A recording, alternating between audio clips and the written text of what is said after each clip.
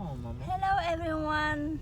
Fine It's a news. beautiful Sunday and I am going out with my family to eat and to shop for our new house. And I'm going to talk about our, or at least my, parenting philosophy and approaches. So first I would like to make a couple of disclaimers. First disclaimer, there is no perfect or universal parenting philosophy. Neither is my philosophy the best philosophy or an ideal one to be applied across the board. Right there. So the parenting style or philosophy usually depend upon one's family dynamics, the parents' education background, and their core values, as well as the kids' characteristics and personalities. Disclaimer number 2, my parenting philosophy does not stay the same at all time. In fact, it has changed and will continue to evolve over time as our kids grow older.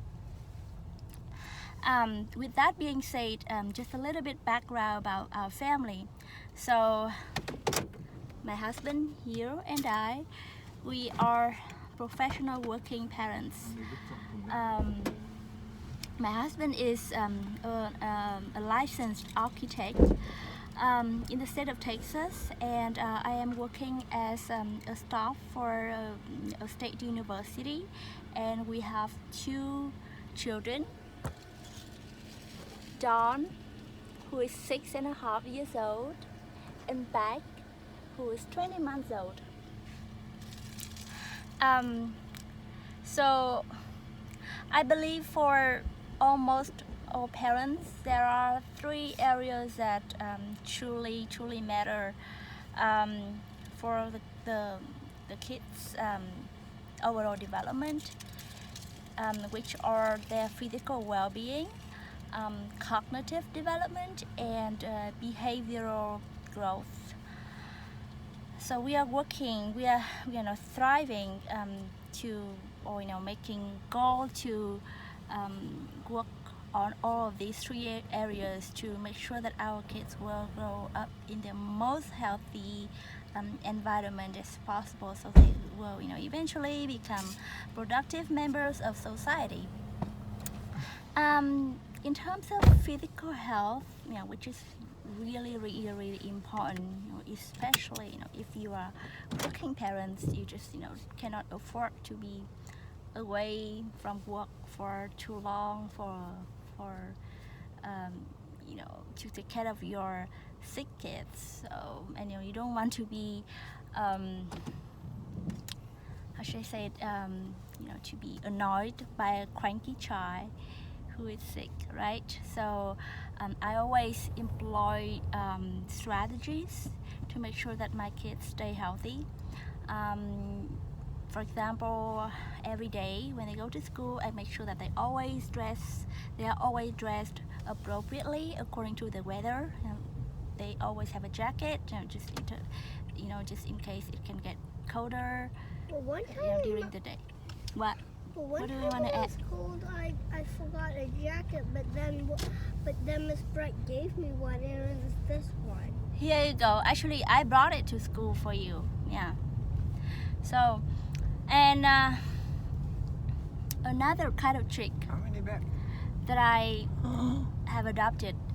Every morning, I would give the kids a special kind of juice that I make out of honey, lime, and ginger to help them stay away from the cold, especially in the cold weather, and that also helps with their respiratory and digestive system.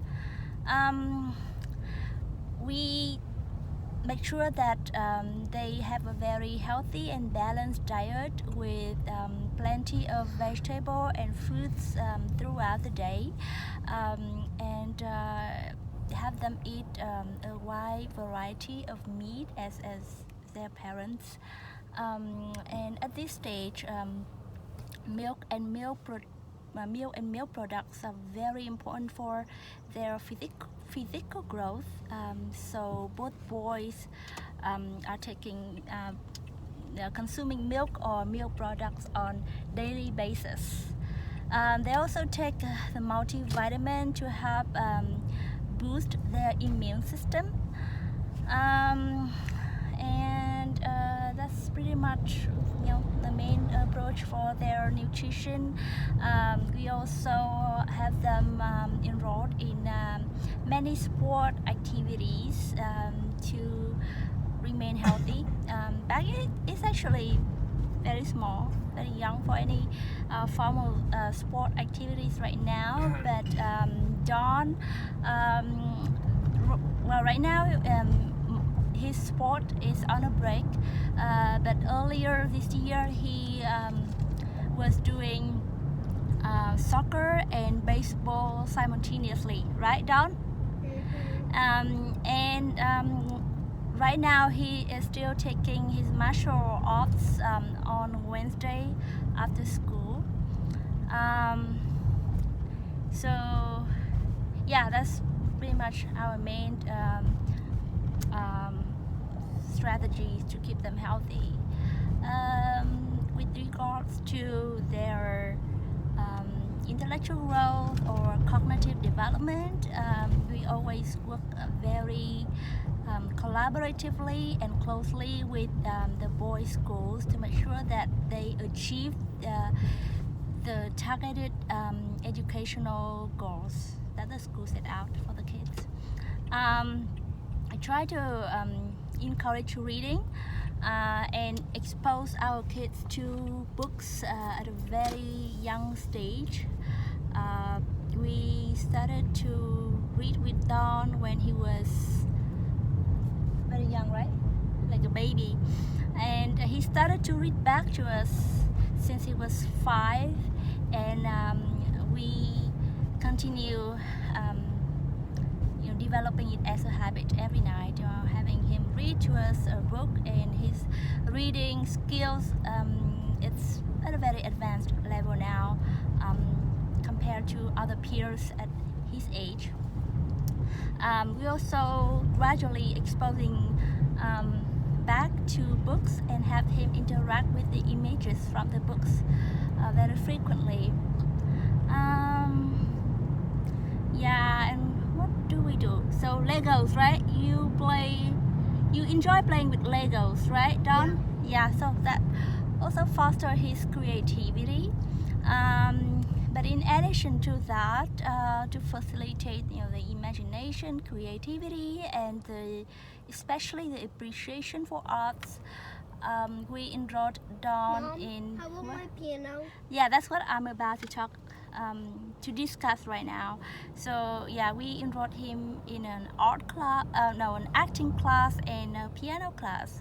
So last summer, Don actually attended an acting class with our city theater, and through that he learned, he picked up his acting skill and got to explore the literature, the characters, and he got a wonderful opportunity to work with other kids of his age and perform on the stage, which has definitely boosted his self-confidence.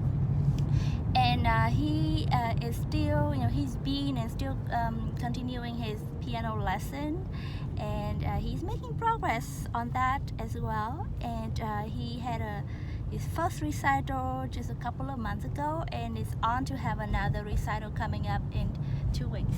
No, actually next week. Yeah, next Saturday is his second piano recital. So we look forward to that. And last but not least, as a parent, we do want our kids to grow up to become good citizens, right? As I said earlier, and yeah, I believe that most parents would aspire the same thing.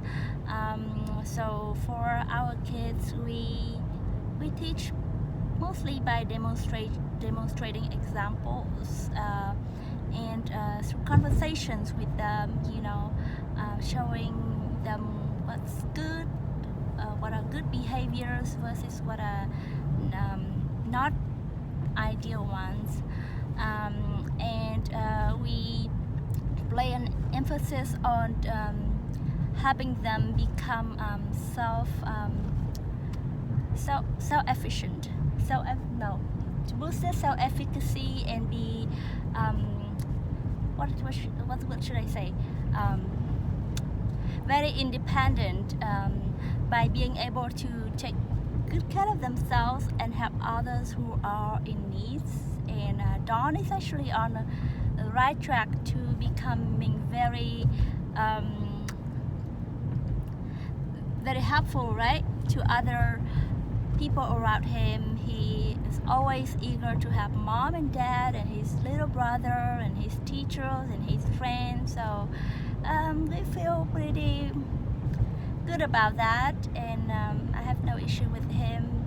I have no concerns about him being independent as an individual. Why would you ever talk about baby? Oh yeah, because he's just too young. He just doesn't show much personality yet. But I can see he's rough helpful on me. too. Oh, he's rough on you. Yeah. So back it's I will not use the word rough. Is there any better word? Not that it's not good, but I want to try another better word to better characterize him, to represent him. So back is he already, even though he's very young, he already shows his personality and shows evidence of being And that he can very find a lot of stuff. independent. And find a lot of stuff. Yeah, he can find stuff. If you ask him to find stuff for you, then he is happy to do that. He can take on his shoes, right? If we are getting ready to go out, then he would run to the front door to get his shoes ready. And That's good. I think I find a better. That's because I come there, so he comes there. Yeah, here we go. He knows stuff, follows right? me. I think I would say that he's very decisive. Yeah, here we He go. sometimes That's a follow better me. word, not rough. Yeah, Sometimes he does what I sometimes do. yeah. So he's very decisive. He's strong, independent, and decisive to the point that sometimes he would, if you do something that he disagree with, then he would show his reaction, and that's what Dawn mentioned. That's what Dawn referred to earlier. That he could, yeah, he was rough on you. Yeah, he just want to show his disagreement. But yeah, basically that's it. So yeah, we stress Solar panel. being independent, and we also through conversations we teach them to love their family and people around them, and yeah, with that we hope that they will grow up, become people who others can trust, respect, and rely on. So yeah, that's it.